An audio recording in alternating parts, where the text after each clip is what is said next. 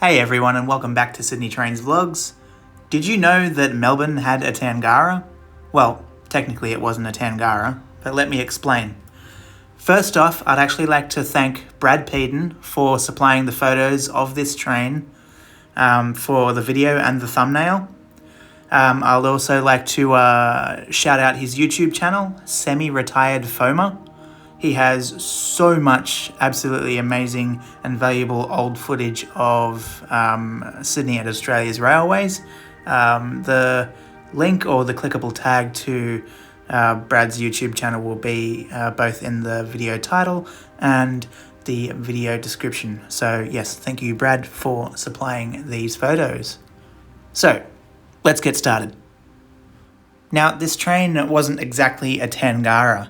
This train was a prototype called the 4D. 4D stood for Double Deck Development and Demonstration. So it's said that the intention of this train was to be a demonstration unit for the further order of about 20 or even 50 extra sets if the tests had been successful. However, the tests weren't. So let's start from the beginning. Back in 1989, a tender for the design and construction of 19 double-deck trains for Melbourne was opened on the 24th of November 1989. The number of carriages to be built was at the discretion of the builder, however it had to comply with capacity and length requirements. By the 11th of April 1990, when the tender was closed, a number of tenders were received, including from Comenge and A. Guninin & Co. However, the project was stopped by the state government due to financial constraints. Instead, the Met, which is what Melbourne's network was known back in the day, it's now just known as Metro, the Met was granted approval to acquire a single double-deck train for evaluation purposes, that train being the 4D. A contract was signed with Guninin in late 1990 for the delivery of the four-carriage set. This four-carriage train was built in Broadmeadow, New South Wales, and bears a strong resemblance to Sydney's Tangara fleet and was built at the same manufacturing plant. It was delivered by rail into Melbourne on the 10th of December 1991.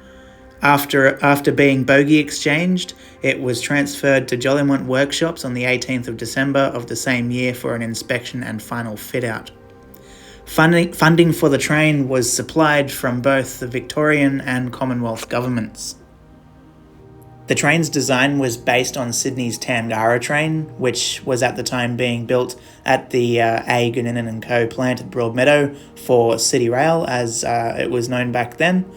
However, it was only similar in terms of interior and exterior bodywork. The train's electrical system was much closer to that of the Comenge sets in Melbourne.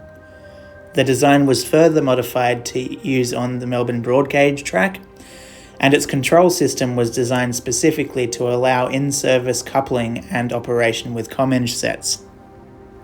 In addition, the individual carriages were narrower and shorter in both length and width against their predecessors, to fit the Melbourne loading gauge. Altogether, it was 78 metres long, same length as a 4-car Harris set, but 7 metres shorter than a 3-car Hitachi set. It was manufactured from stainless steel and was fitted with air conditioning, tinted windows and intercar doors, allowing passengers to access all carriages of the train. Much of the equipment matched Sydney's Tangara fleet, from the traction motors, which were made up of 8 MB 3303B traction motors, down to small fittings like console buttons. The 4-car set had a total passenger capacity of 974 passengers, that's 346 seated and 628 standing, considerably more than a 3-car Comenge train of similar length, which would only hold about 763 passengers in crush load conditions, including 263 seated.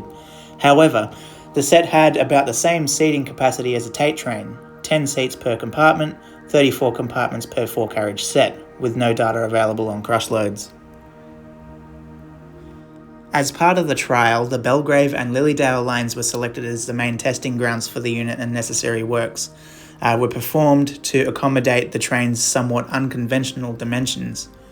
Preparations for the train occurred at Flinders Street and near the Prince's Bridge in May 1991, when the tracks were lowered.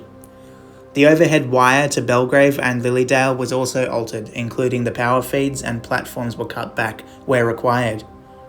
It was known that the train was physically too large for the Jolimont Tunnel between Jolimont and West Richmond stations on the Hurstbridge and Epping lines. Given that the train was a demonstrator, it was likely that production designs for future infrastructure plans would have dealt with this.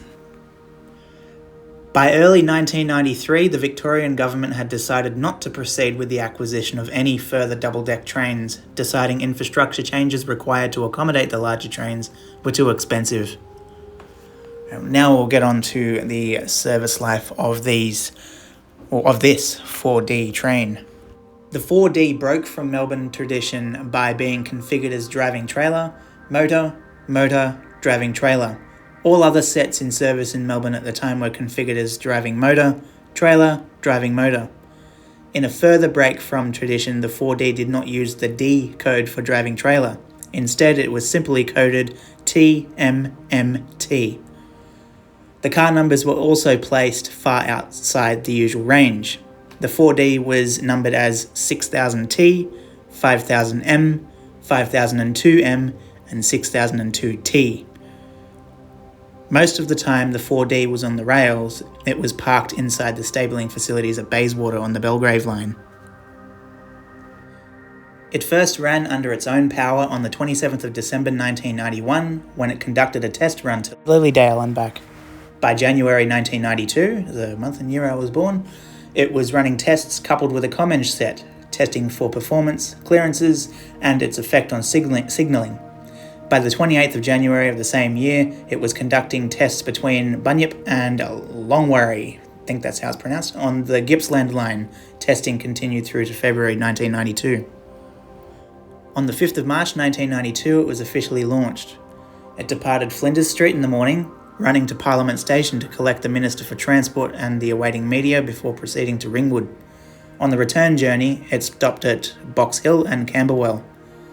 Throughout the remainder of the day, it conducted tours around the City Loop for Public Transport Corporation staff and their family members. Over the Labor Day weekend, this was repeated for the public.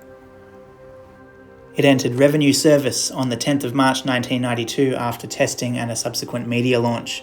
8 trips were scheduled for its first day in service, the first being the 8:36am service from Flinders Street to Box Hill, followed by the 9:08am return, on which the train suffered door problems, the first of its many failures. This required the train to be removed from service at Camberwell and the cancellation of the remaining trips. Initially, the 4D was run coupled to a 3-car Comenge set until 1996, when, after a troubled conversion to driver-only operation, it was permitted to operate on its own. Often as not, though, it was towed or pushed by a 3 or 6-car Comenge set following a failure. When the suburban system was split in two in 1998, in preparation for privatisation, it was allocated to Hillside trains, which then became Connex. Throughout its 10 years in Melbourne, the 4D continued to be plagued by reliability issues that saw it constantly in and out of service. After its disappointing entry to service, the train saw little use and was in storage by 1999. It was revived in June 2000, but only lasted a year. A final attempt was made in February 2002 to return the set to service, but after 3 days it again failed and was placed back into storage, never to operate in revenue service again. Now to its disposal, the final part to this video. Ownership of the 4D was transferred back to the Victorian Government's Department of Infrastructure, and the set was moved under its own power to Newport Workshops in December 2002 for long-term storage. By 2004, the set, which was once stored near the Australian Railway Historical Society's Railway Museum, was transferred to the western side of the workshops for a potential return to revenue service. However, again, this did not eventuate and the 4D remained in storage. In 2006, the 4D was purchased by Railcorp and stripped of parts compatible with Sydney's Tangara fleet. It was transferred by El Zorro to metal recyclers at Sims Metal in Brooklyn for scrapping. So that's it for the story of the 4D. Head over to Wikipedia. There's a lot of information about it, including what I read out. There's a lot more technical information, like, down to its exact width, height, door type, maximum speed, weight, traction system, power output, transmission, acceleration, auxiliaries, electric systems, current collectors, but not the color of the doors. But that's all for this video. Again, thank you, Brad Peadon, for supplying these photos. It's greatly appreciated. And also head over to Semi-Retired Foamer. The clickable tag will be in the video's title and in the video description, reading the little @ symbol, Semi-Retired Foamer. That's it. Thank you for watching. Please give the video a thumbs up. Subscribe to Sydney Trains Vlogs. Share the video. All that stuff. And I'll catch you soon. Ciao.